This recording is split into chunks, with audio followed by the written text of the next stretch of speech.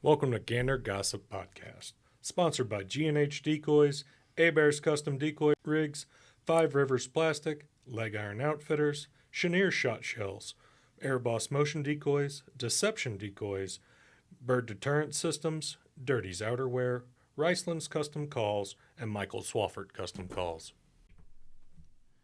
All right, hello out there. This is the first episode of the Gander Gossip. This is our podcast to talk and listen and let y'all get to know us. Let us get to know y'all. You're here with Brent Sawyer and Rob Hansen. We're directly associated with G&H Decoys, owned and manufactured by Five Rivers Plastic Manufacturing here in Northeast Arkansas. Many of you have heard G&H Decoys. It's a name that's been around for 91 years, as long as the International Bird Treaty. Founded and operated out of Henrietta, Oklahoma for 90 years until its relocation last year. Say hello, Rob. Hey, guys. We're going to take some time today to introduce ourselves, to talk a little bit about us and why we're here, and set the stage. And our goal is to use this podcast to communicate with you, to hear from you, to open up conversations outside of Five Rivers and G&H, talk to other guys in the industry, other ladies that have influence in the hunting world, and to hear from you, the customers. We believe in the industry, we believe in the sport, and we don't want to do it alone. So this is one way that we're going to try to interact. Last spring, Rob and I heard word that G&H Decoys was possibly going to be available for purchase. And actually, it was further back than that. It was more like last two falls. Yeah, November of 2023. And so we started talking about it back then, and it was just a hypothetical question. We've been wanting to some scenarios. We've been wanting to do something in the decoy product development world, and we heard about G&H Decoys and started making plans. So then when it came up in the spring, Rob called me up and we started putting together kind of more of a plan than a hypothetical scenario. And we thought it was going to happen much sooner, but it was August before we finally got the keys to the G&H empire.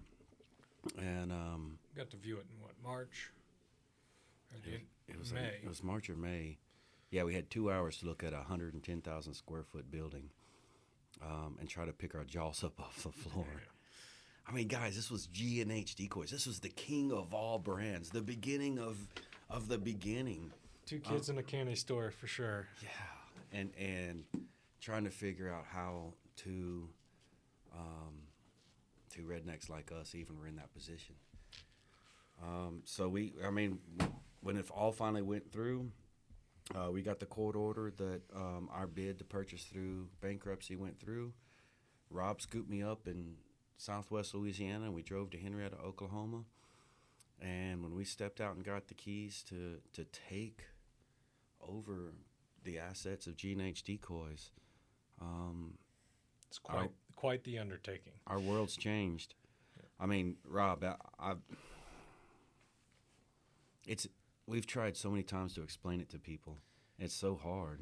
I mean, what do you tell people about the Oklahoma move? We moved 100 semis in 55 days. It was terrible. It was load everything you can as fast as you can and make it find a fit. We didn't want to leave anything because we didn't know how much direction we were going to get out of anything. So we wanted to make sure we didn't have time to organize our inventory. You got to take the TV, but don't forget the remote. And we didn't know what the remote looked like, so we took everything. The building wasn't part of the assets. Yep. And the building was no longer available to stay. We had to vacate within 60 days. Yeah. That was the hardest thing so far, I think, that we've come across is, expressing to our customer base that's been loyal as can be. It just wasn't an option to stay in Henrietta. The building was in pretty bad disrepair. A lot of product getting ruined. While we were there. It leaked worse than my old, well, I won't name brands, but my old hunting jackets that leak and don't hold me dry. That building made me want to put on some of my old hunting jackets. I'll tell you, it was a spaghetti strainer. It was bad. Man, it was so weird, too, because there's such a loyalty in Oklahoma. What do you call Oklahoma folks? Oklahomians? Oklahoma residents?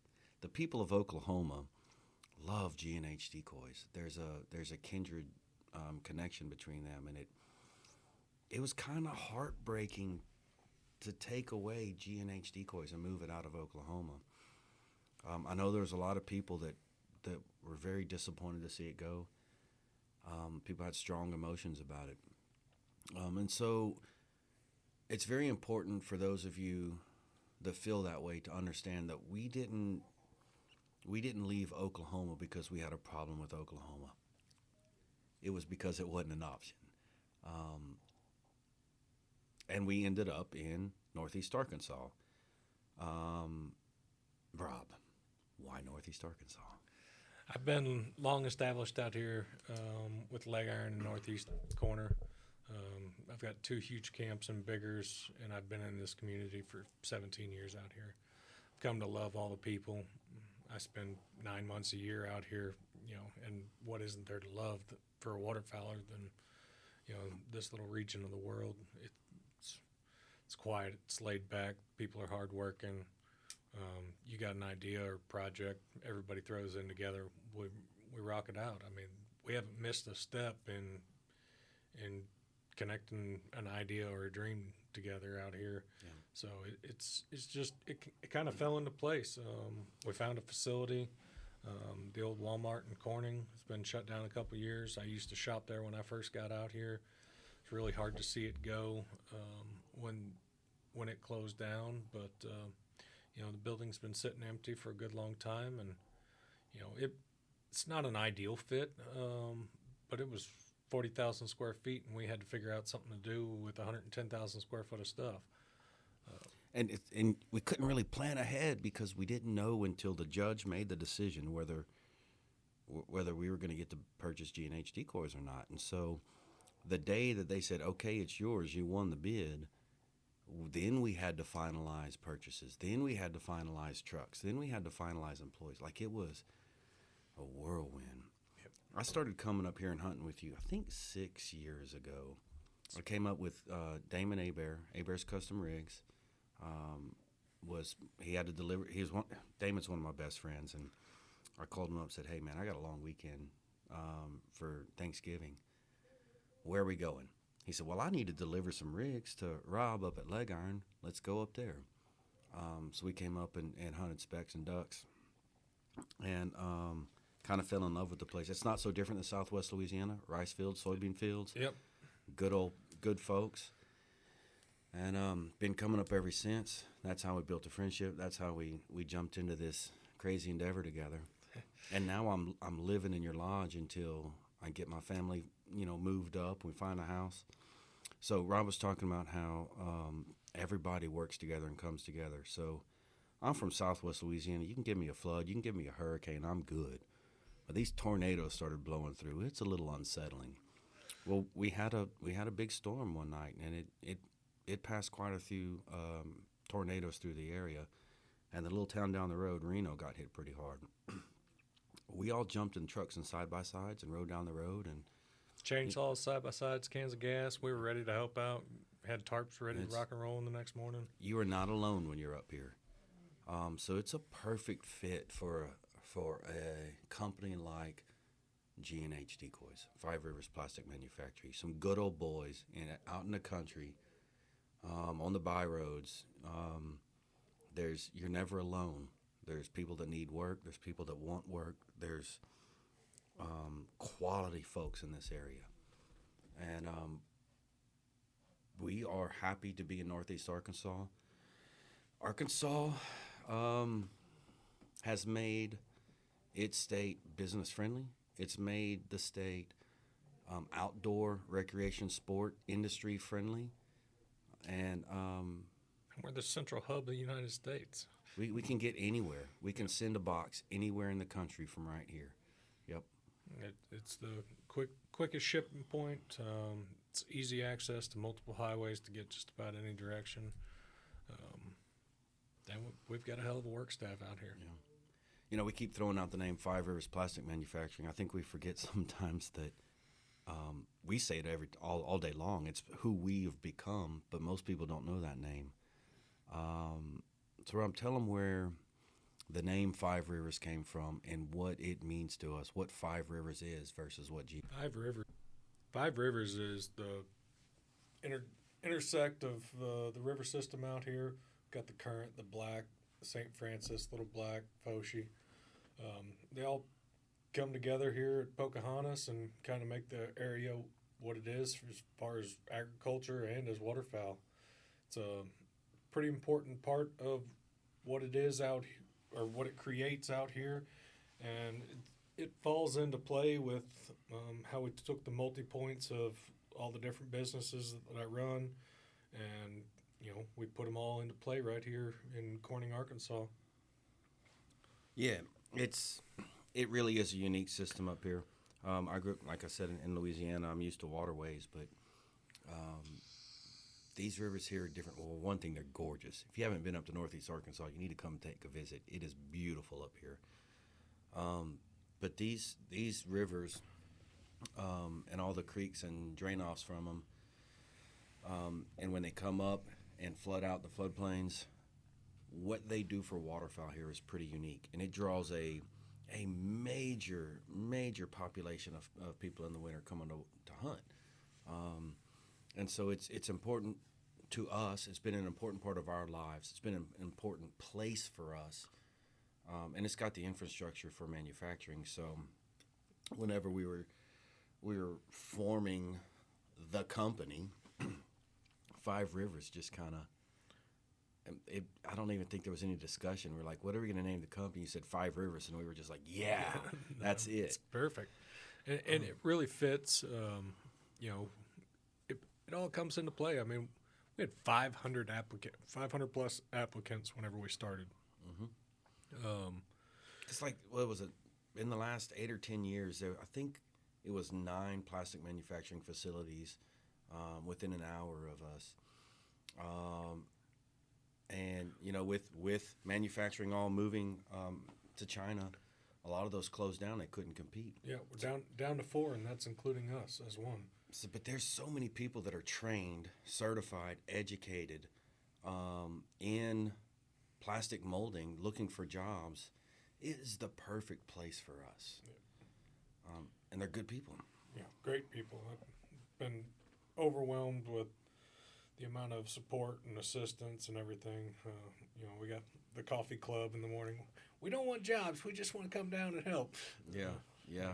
So and the people that we've hired, I feel like they're almost just as invested as we are. Like, they legitimately want great things for the company. They want great things for G&H Decoys.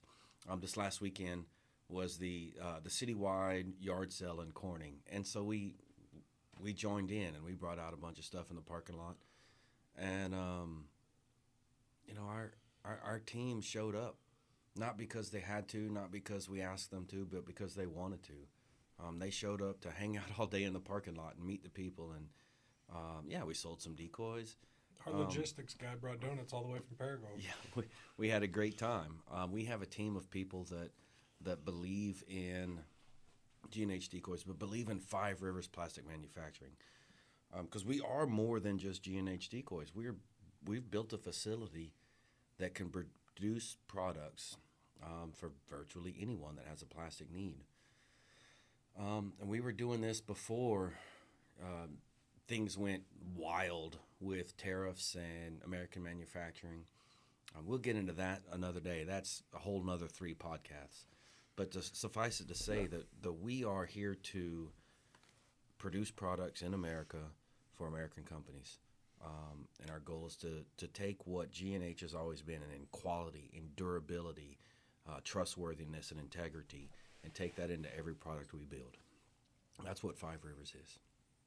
some of the things we want to talk about next. There's, what's stayed the same with G&H decoys and things that we've changed.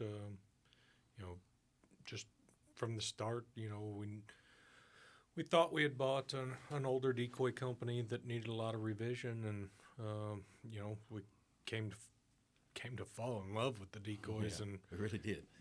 Learn about how much more advanced they were throughout their whole life so far, that they were way ahead of their times. Yeah, so we've come a long way just in the decoy manufacturing world as far as shelf appeal, right? The G&H decoys, man, I mean, back in the 60s, 70s, 80s, even 90s, the way they were painted was considered acceptable. Yep. They functioned, they lasted, they did what they were supposed to do. Moving into the 2000s, and especially the mid to late teens, the entire industry started to change the way they were painting decoys. Let's back up a little bit. Really about the 90s. The 90s, whenever manufacturing really started moving towards China. And we went from hand-painted, painted for function decoys to mass-produced, low-cost painting in a country where, labor was expensive. Yeah, I mean, communist countries don't pay their people well, work them hard, and decoys were being made in a country where no one duck hunted. They didn't understand duck hunting. They didn't understand waterfowl and the waterfowl life, and what we were actually building. And so it was not the same quality paint, not the same quality plastic. It started off well. I mean, because really, I remember when a lot of the big name brands now first came out, and they were pretty awesome. But as the decoy industry built, we noticed that products coming out of China just weren't as good as they first started. They changed a lot too, and it was changes that I don't think there was so much involved with the owner, organizer, designer. Right. And we started getting shinier and more detail. More detail led to decoys not standing out as much, and then really we transitioned right into how much detail can we give them to make them look as real as can be on the shelf. Right. So let's talk about that. Let's talk about detail. Let's talk about appropriate detail, functional detail versus look pretty on the shelf detail. Hard contrast lines, number one. You need your decoy to stand out. Its goal is to attract ducks. If it looks like everything else in the room, what makes it stand out? Nothing. Right. So you need those hard lines, the hard transitions, the stand out. You don't. Pre-mid 90s decoys were all blocky paint, kind of minimal paint with large blocks, high, kind of higher contrast. They started going into more fine detail. Yeah. Well, and even prior to that, I mean, everything from 1930 to 1950, 1955 was whenever we first started adding texture to decoys. Right. Everything was smooth, ran with flat paint that didn't shine. We started adding texture to decoys, still running, to get more feather detail to create that realism. And let's be honest, some of us just really like decoys and really want to make them look cool. Yeah. That's part of it too, the cool factor. But it's also effective. Yes, it's definitely effective, and the closer to real that we got, we looked identical to the birds. But we let something slip us. We went to texture to add shadowing. Shadowing creates darker colors, makes a harder transition. And then we kind of lost sight of where that was going, and we started getting shinier, cheaper paints because they held up a little bit better. They weren't getting as chalky. They weren't wearing off as fast. They stayed a little bit cleaner. But now we've gotten to the point where we've added so much texture that it's holding dirt, which is even disguising your decoys even more. We're using shinier paints that are flaring birds on sunshiny days. Well, and it's like the whole... It's like that we were taught and finally just were convinced of and finally just were complacent of that, oh, well, paint is shiny. And then somebody said, oh, well, we can flock a decoy to fix the problem. And so then the whole world thought, oh, well, flocking solves the problem. When in reality, G&H Decoys has been painting paint that doesn't shine and doesn't flake off for 91 years. Yeah, and, people ask us all the time, when are you guys going to start flocking your decoys? Well, we use flat paint. It's not required in our decoy. There's no point in using flocking. We're not trying to dull down the shine. Flocking holds mud. Flocking hides detail. Flocking kills the lifespan of your decoy by 3 years. Show me one that's older than 3 years that still looks effective. Right. Where we can paint a decoy that doesn't have a gloss, that is flat, that looks natural, that looks realistic, that pops where it's supposed to pop, where it's dark is where it's supposed to pop, and you can pull that thing out 30, 40 years from now, and it does the same thing. Yep. It's just as effective. Yeah. We talk to people every day that hunt over their decoys. They've had them 30, 40 years. They got them from their grandfather. They pass their decoys down. These are generational decoys, and that's where we want to keep it at. So we believe that high contrast, sharp lines, hard lines are what are visible. When you start painting in too much fine detail, that's called camouflage, y'all. And when you camouflage a decoy, it's less visible and less effective. We want decoys that are visible at 30 to 130 yards, that when they move, you see the movement. We want decoys that, we want our decoys to look pretty, and we think they are. But we don't paint an art piece. We create a tool. A decoy is a tool, and we're creating the right tool for the job.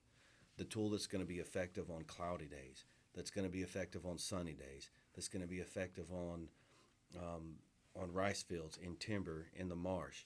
Anywhere it goes, okay, y'all, if we wanted to pick hairs, we could make a October mallard and a November mallard and a December mallard and a January mallard. And then everybody's got so many decoys. It's, when do you pull them out? Can you afford to do it? Why? So we make a decoy that you can pull out any time of the year and is effective. Yeah. It does its job. It's the most economical way to invest is to buy something that will be effective more times than anything else. You buy the best tool for the job. And that's what my main focus has been, and whenever we've been building out paint schemes, is making sure that it's well-rounded. You can, we opted on our teal decoys to do an early season teal. 90% of our hunting season, all of our birds, blue wings, for blue wings, is they're all immatures, still in post molt. They're pretty grayed out birds. They don't have any breeding plumage to them. It's a lot more effective. If I can not paint all that extra detail in there, I can give you a better quality decoy for an economical price. Right. And our decoys, they're high priced, but we use quality material. These are not 3-year throwaway decoys.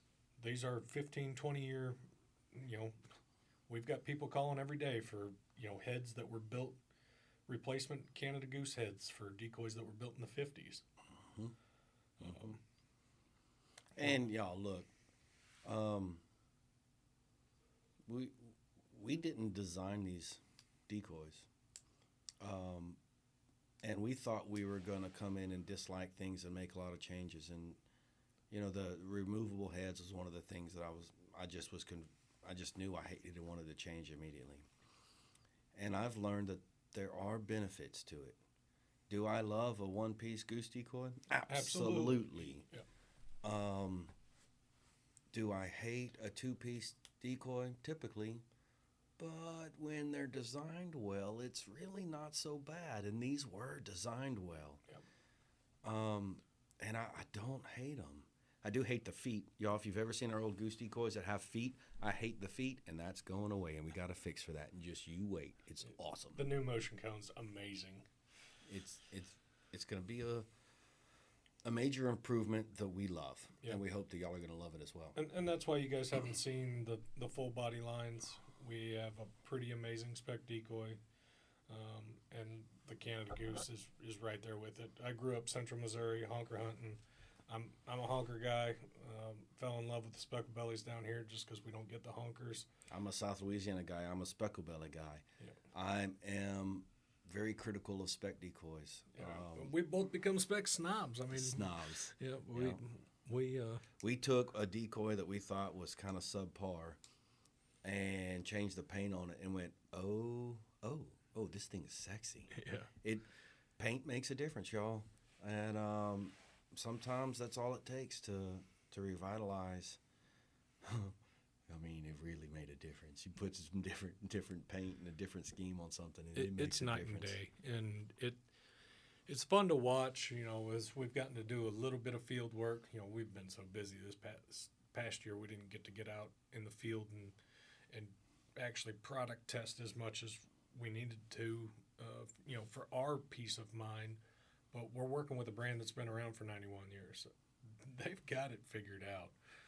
We've carried on what they've started, and that was the main reason we purchased this company. I wasn't going to watch the first decoy company in the world go into a storage shed and be forgotten.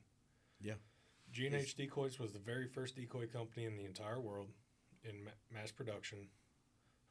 It's the longest operating decoy company in the United States. It's the oldest one and the last one in the United States. Yeah. We're the last duck manufacturer in the United States. Yeah. It's GNF&H. Yeah. We have had the privilege of going through old documents and records and following the history of the Gazowski family and G&H Decoys.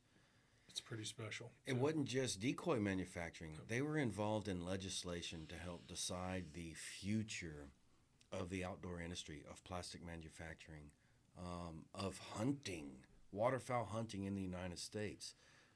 They were influential in how the bird treaty was enforced and managed and controlled and viewed, because they were the big entity at the time of its creation. They were influential in how you and I hunt today. And a lot of that information has been lost. Yeah.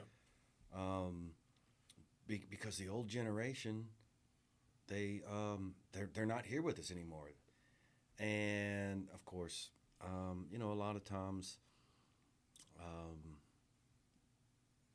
politics, whether it's your politics or not, they get buried and they get skewed. And whenever the Gazowskis were communicating with the White House and the Department of Commerce about how imports were affecting American manufacturing, some of the answers weren't appreciated. Some of the outcomes weren't appreciated by everybody, and so they just they got redacted, they got canceled, they got put aside. And these guys were way ahead of their time in technology and politics and manufacturing. The letter stated that we see that all the plastic production going overseas and the import of plastic decoys back to the United States is going to affect our business. And the White House's response was, we don't think it will affect your business that much. So at the time, 1%. It was almost 1% of duck decoys were being imported from Italy. And the Gazowski said this is going to negatively impact us. 1% of all decoy manufacturing was imports, and it didn't take but a few years for that to almost flip flop. And now we're sitting at 99.5% import. Yeah. And if they weren't hitting the nail on the head whenever they said that it was going to affect, and the response from the White House was rather, no, it won't. It most definitely did. I mean, we lost everything here in the United States as far as the outdoor industry. Yeah. And G&H it's a big company. That facility in Oklahoma it's massive. I mean, 110,000 square feet is. You could get lost in the building. Yeah, it took us a while to get used to it. Matter of fact, we even bought scooters to get around because you'd lose half your day just walking from one end to the other. Yeah. God forbid you leave a wrench on the other side that you need. Yeah, or somebody gets hurt on the other end and you got to get over to them, which luckily didn't happen. But I mean, that's kind of why we got the scooters. It's like we have to be able to move around this place. And you would. Well, we hired some of the Oklahoma folks to come help us while we were there, but we try to imagine what it was like to work in that building. It's just first night of rain. Holy crap! Y'all, G&H Decoys that building was added to. Most of the tools were built by Mr. Gazowski, and then Duck. I mean, they were designed for building decoys, and they were handmade for building decoys. The building was added to, and added on, and added on. You could see years and years and years of history and ingenuity. They were 100% ahead of their time when all that stuff was made. There's a reason why, as teenagers, we thought the G&H decoys were that guy's got G&H. Let's invite him to come. Yeah. I mean, they were the good decoys. Yeah, they were great decoys. Still are. And I mean, I use about every brand there is as a large scale outfitter. But it wasn't on my radar at the time. Whenever I started 17 years ago, that they were expensive decoys. There's a reason they were expensive. They lasted. We rented a guide service. Yeah, I was spending $50,000 a year on decoys, and you make all your money in 4 or 5 months, and then you try to stretch it till the next year, the next season. So you tend to shop the deals. Yep. Well, and right? with that, I've got to experience and use just about every brand on the market. Yeah. I mean, and replace them every year. Yeah, I've got about I don't know, what is there, 600-800 dozen duck decoys back there, and probably 15,000 snow goose decoys, and quite a few of the brands now last more than 1 year. I mean, let's be honest. We're not by any means calling anybody else junk. There's some good brands that make good decoys that you can get a few years out of. Yep. We've used them. We've appreciated them. Matter of fact, we feel like the owners and the people on their team on those companies are good people, and they're our friends, and we want to keep it that way. So we're not knocking anybody when we talk about what we think are G&H Decoys attributes and what give them an advantage. It's not a knock against somebody else. It's just true that G&H Decoys are the only ones that last decades. Yep. It's just true that G&H Decoys are the only ones that hold paint. It's just true that G&H Decoys don't shine. It is what it is. Yep. We are proud of it. They're the strongest decoy on the market. They have the most durable paint on the market, and they're still the lightest decoy on the market. There is no other decoy size comparison that is lighter than our decoy. That's right. I will show you the scale if anybody wants to see it. That's right. And then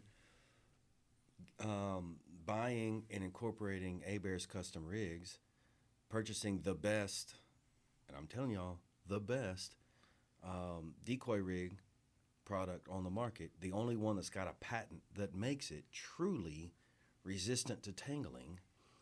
and we can show you. I promise you, y'all, this is true. Adding that to the G&H decoy line, we couldn't be more proud. This all came about as me owning an outfitter and growing, Trying to find something to do during the summer so your guides didn't lose their jobs. With that, and, we'll run anywhere from 3,500 to almost 5,000 customers a year. That was equating out to 6, 8, 10, 12, 14 groups in a weekend. We spent a lot of time in the field, and I've been guiding almost 20 years. Is that math right? I started when I was 15. I'm be 38 in 2 months, so 22, 23 years. 28 years. Yeah. I've been at it a minute. Started off with Coffee Creek Outfitters. 2010, Josh and I started Leg Iron Outfitters. Been running. Been running a lot of customers, making a lot of people happy, taking a lot of people afield. Putting a lot of decoy spreads out. Yeah, I promise you, I can tell you every weak point of just about every brand. I can tell you the perks of any brand. And there's still brands that I use because of the convenience of how they operate. Right. We just haven't come to that step yet.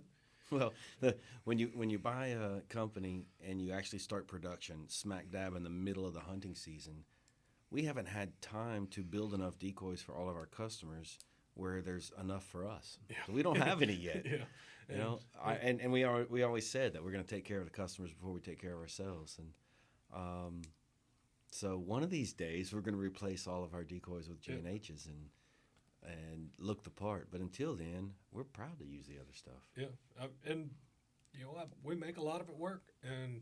But with that, with all of that, I stick to brands that work good.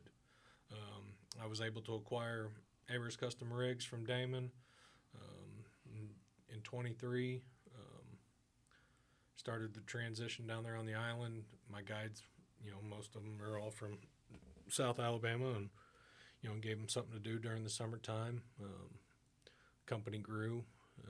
We acquired G&H. Company really grew, and then this past year it's grown even more. Stand behind what you do, and I'm proud of everything that we do.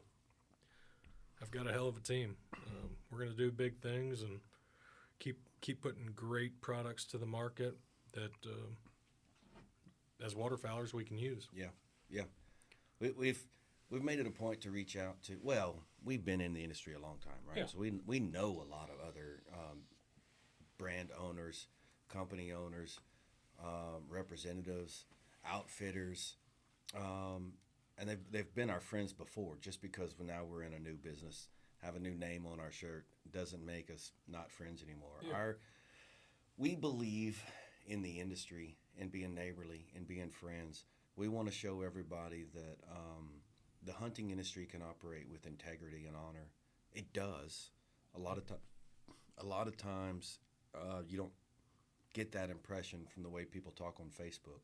But I promise you, there's good people in this industry. Amazing people in this industry, and we're happy to know them. It's amazing to see the network that you get to create. Between the decoy brand, the rigging brand, and the outfitter. Just how many people of all different walks of life. The amount of phone calls and friends and everything. I mean, live in a pretty special place in South Alabama. I get to invite a lot of people down, and great friendships are made, and that's what it's all about. And we want that as a community whole for the outdoor industry. The only way to keep doing what we love is whenever the next generation loves it as much as we do. The bad part about it is the industry has gotten really expensive, and it's caused people to, I'll say whenever I was younger, 10, 15 years ago, we'd go duck hunting for a weekend for $100 bill. Now it's $1,000 per man for the weekend, and that's trip, probably on the low side. Yeah. 3-day trips, they're anywhere from $900 to $4,500 for a 3-day trip afield at an outfitter anymore. Yep. Well, even if it's not an outfitter, all right, somebody from South Alabama, Georgia, somewhere wants to drive over here and hunt the Dave Donaldson. Well, they got to drag their boat. They got to find a hotel. They got to pay for fuel. If you're going to hunt the WMA, you better have all your life jackets and whistles and fire hydrants. You better have your gear in order. You got to find food here where it's hard to find food in the country. So you're going to buy a bunch and bring it, or you're going to pay a lot for it off of the wagon. It's not cheap to travel and hunt. No, and it's not cheap to lease. And the equipment is not cheap anymore. I mean, it used to be you could run from here to Georgia in a $15,000 vehicle. Now it's a $100,000 vehicle, a $50,000 mud rig, $2,000 shotgun, $50 box of shells. We understand the conflicts that people have with that's causing a lot of the pressure points. We can't afford to, they've got the mindset that you can't afford to go just have fun. Yeah. Now you got to go have fun and make sure you harvest birds, and even if that's at the detriment of somebody else's hunt, which is the sad part, and which is some of the things we want to practice on preaching and education. Lose the hype of the Instagram photo. We're gonna post some good harvest days and stuff like that, but don't let that be the sole focus of what you're after. Right. Enjoy spending time with your friends, your family, your dad, your uncle, your cousins. Right. That's right. That's what we're gonna build on as a brand to reintroduce family.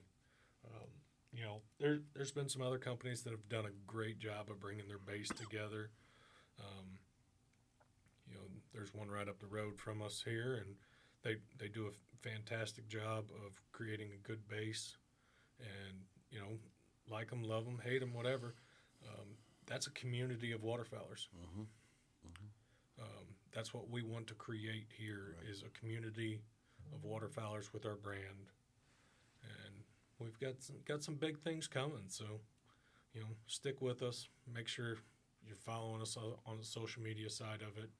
Like and follow the page. Make sure you get informed. We had a lot of complaints over the weekend. Oh, you guys didn't tell us about the yard sale. Well, we posted it like 6 times, but it doesn't reach everybody if you don't follow. Yeah. Yep. Facebook algorithms kick us in the back seat more times than we'd like, but we're trying very hard to post enough and do it. The way it works, if you share, then more people see it, and you're more likely to see the next one. So we appreciate all your interaction on social media. We appreciate all of our customers, everyone that calls and orders, everyone that calls and doesn't order. We love hearing your stories. We love seeing it. It's really fun to see somebody out and about wearing one of our hats or shirts. It's pretty cool. Yeah, we've been in the industry a long time.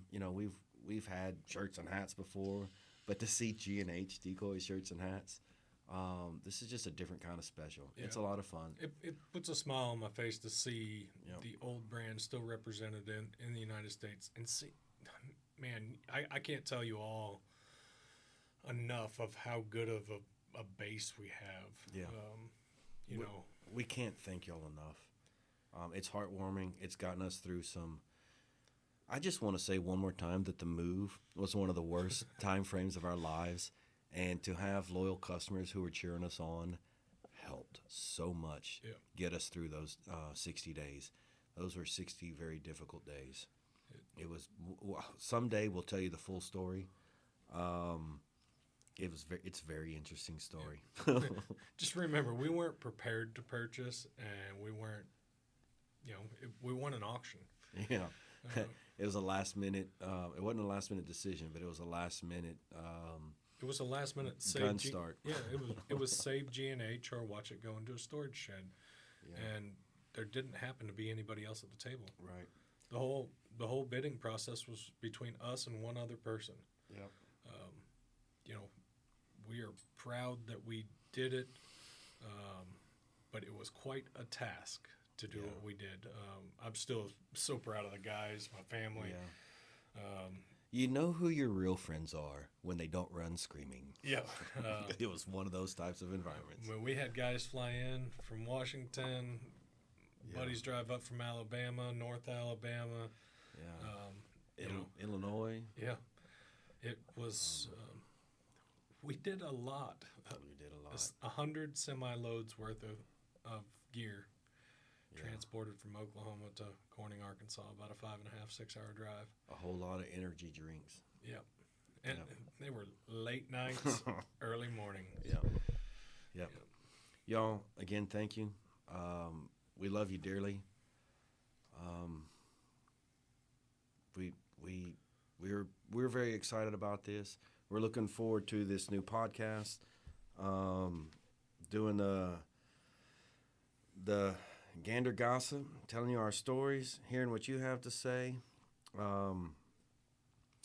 Just like Rob was saying earlier, we want to mimic the companies that have created a family environment with their customer base, with their brand. We want to have that, and that means that we want you involved. We want to get to know you and hear from you. We want to know what you want out of this podcast. We want to know what you want out of G&H Decoys and Hebert's Custom Rigs. And, I don't know, maybe you have some other ideas for us. I know we've got plenty of ideas, but we only know what we know, and we don't know what we don't know. And so we're counting on you to fill in the gaps. Thank you from the bottom of our hearts, and God bless America.